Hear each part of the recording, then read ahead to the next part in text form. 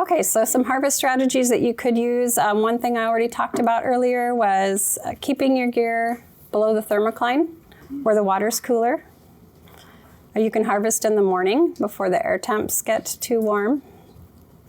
You can keep the shellfish submerged in bags or baskets until you're ready to pull them out and transport them. That way they're not sitting for too long. You can also rinse the shell stock with an improved water source, especially cold water. But the other purpose for rinsing is to remove any debris or sediment. You should never store oysters that are dirty. So just make sure you give them a really good rinse. That's something you can do out on the boat. And then try to minimize the time to dealer pickup as short as possible. Okay, so some risky business. These are some things on the farm that could cause an oyster that's at safe levels to all of a sudden become very unsafe. You don't want oysters sitting out in the sun. If you're out on the boat, you always want to make sure that you have shade on the boat, a place where you can put the oysters where they're not in the sun. Have some ice on hand that you can throw on top.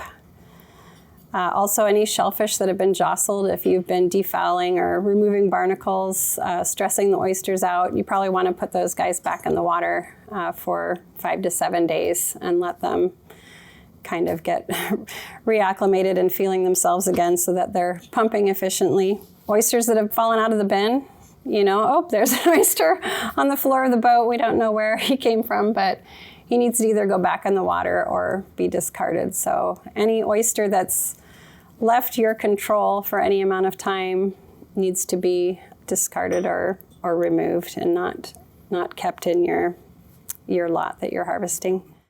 So yeah, either don't harvest if the air temps are really warm and the water's warm, or you can harvest in the morning, really early in the morning while it's still cool outside, and harvest just behind the outgoing tide, so before the water has a chance to really warm up.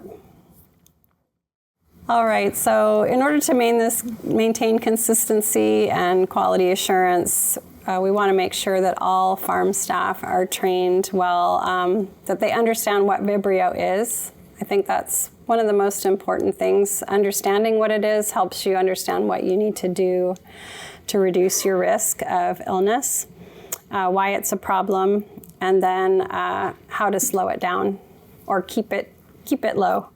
And then, of course, the temp management basics, harvest to cool down strategies, time to temp, ideal storage temps, and avoiding risky situations. And then we also want to make sure that staff understands how to use monitoring equipment properly. So when taking temps, it's a good idea to use calibrated digital thermometers, something that you can test from time to time to make sure you're getting good readings, and that they understand what they need to do to document the temperatures at every step. And then take advantage of the Vibrio control resources. So we'll be producing a suite of resources, including the brochure. And then DEC has a wonderful webpage that I mentioned that you can utilize. They have some different training courses that you can use. And then the East Coast Shellfish Growers Association, Bob Rowe, he's really dedicated his life. It's become his mission in life to educate people on Vibrio. So he's developed an extensive web page with all kinds of Vibrio resources. So that's another great place to go if you want to. They've got brochures for all different levels of the cold chain,